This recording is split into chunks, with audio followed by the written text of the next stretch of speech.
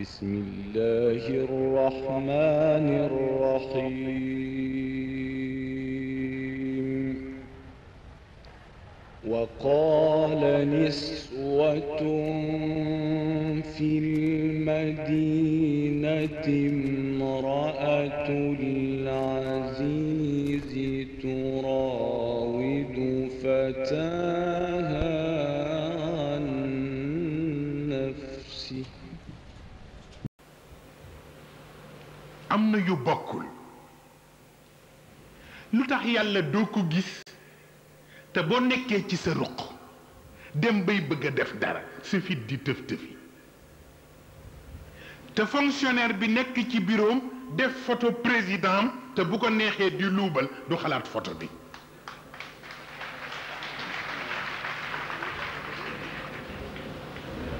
xoolal loolu yàlla sunu borom gisoo ko newu fi mais boo wéetee bëgg a def naka su dul noonu sa fit naan tëf tëf tëf ndax xam nga ne am na ku ni méngate ni jon mais fonctionnaire bi ci biir ñu ni président bi a ngi nii photo bu day ni ñey te buy def musibam ci kayit yi yoonam ci président bi faalewu ko sax bokkul cay Fatim yi ñoo bokkul waaw looloo tax nit ñi war di teey wax naa fii keroog yaakaar naa sëriñ Habib a ngi fii keroog ñu di coo wax yi xew maanaam ci wàllu aada ndax mooy li ma leen di wax nii jikko dootul tànnal nit mais penc mooy tànnal nit waaw te baat bi ñuy wax naan mag dina toog ci taatu garab seen loo xam ne bu xale yéegee ci garab du ko séen kooku wax bu yàqu la amul parce que inna ataana saadatana wa kubaraana fa adalluna sabila ña ko wax seen mag yi penc la ñu toppoon seen sangi penc ya la ñu toppoon dem ba yëg ni ndekete réer nañu dem ba yëg ni ndekete sanku nañu ñu xam ni ndekete diwee magu penc mi doyul bi ci des mooy alquran bu ngeen ko seetloo dafa am saar yu gudd am saar yu gàtt et pourtant léeg-léeg ñu wan la benn saar bu gàtt ni la mooy nisful quran puissance su alquran yépp bu ñu ko jëloon tey pesé ko mocc bi yépp saar bi bu gàtt bi yenu na ko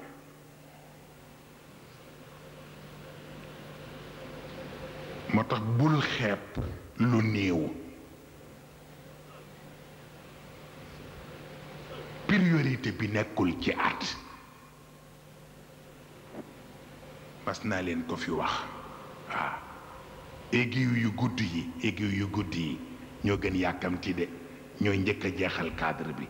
te mooy bu seconde bi ak bu minute bi waaye bi fi bàyyi waxtu wi nag mooy bu gàtt bi waaw mooy tax bul xeeb lu néew fexeel ba mu jariñ la rekk waaw bu ko defee yàlla bëggul ci wàllu lislaam ci wàllu relation yi surtout ci wàllu ñuy yore alqiyaada al islamiya ñuy def li ñoo tuddee tradition monarchique ñu di ko appliquer mel ni ay buur lañu waaw ku ci yore pal gi rek dafa ni buur nga waaw dafa ni loo wax rek moom la ñëpp war a def kooku àdduna bu tukki la loolu taxoon bis Muawiyatu bnu Abi Sufyaan jaaxle ndax booba mu ngi toog ci kursiyal xukm waaw booba moo nekk amir bi ndax fa mu jaar ak Ali ibn Abi Talib waaye dafa toog bis ba ci yàgg rek benn arabi daal di ñëw di ko nuyu rek ni ko alayka ayyuhal ajir mu mel ni ku tiit parce que boobu pour moom tradition monarchique boobu defoon na ni buur la waaw ki ko nuyu ko ni ko le locataire waaw di nga gis journaliste yi sax di ko bind te bu njëkk ba naan le locataire de l'avenue de Roume waaw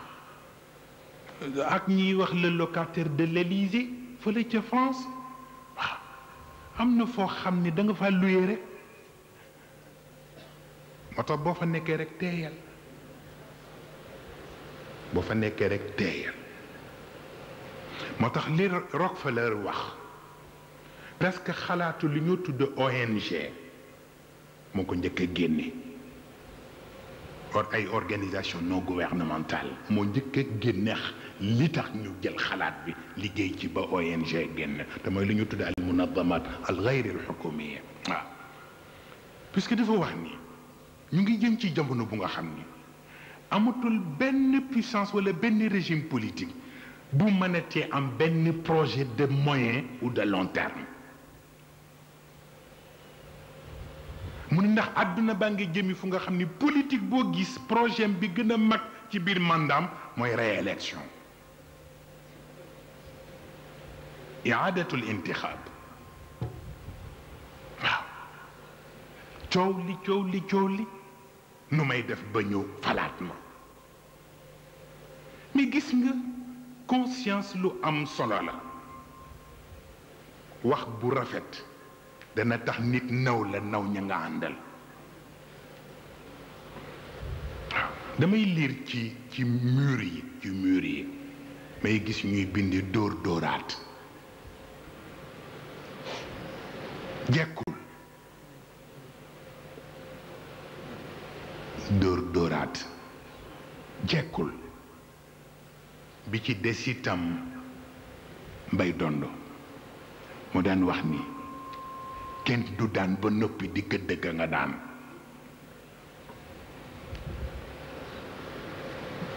lu jëre dégg la waaw kenn du daan ba noppi dellu nag gëddawaat ka nga daan parce que dafay tax ñu xam ne amuloo personnalité waaw looluy tax genre locataire yooyu léeg-léeg dañuy dem ba dafay mel ni dafa am lu ñuy fàtte te dafay mel ni lu ne bu ko nit ñi gisewul comme seen gis-gis rekk dafay mel ni dootuñu mën a nangoo duppoo ak nit ñi te itam xam nga Goethe philosophe boobule baatam boobu mu waxoon ni li ma gis dey ñu jëfandiku ko mu nekk valeur bu universelle bu fekkee ni loolu mooy lislaam kon ñun ñëpp mën nañu jàpp ne ay jullit lañu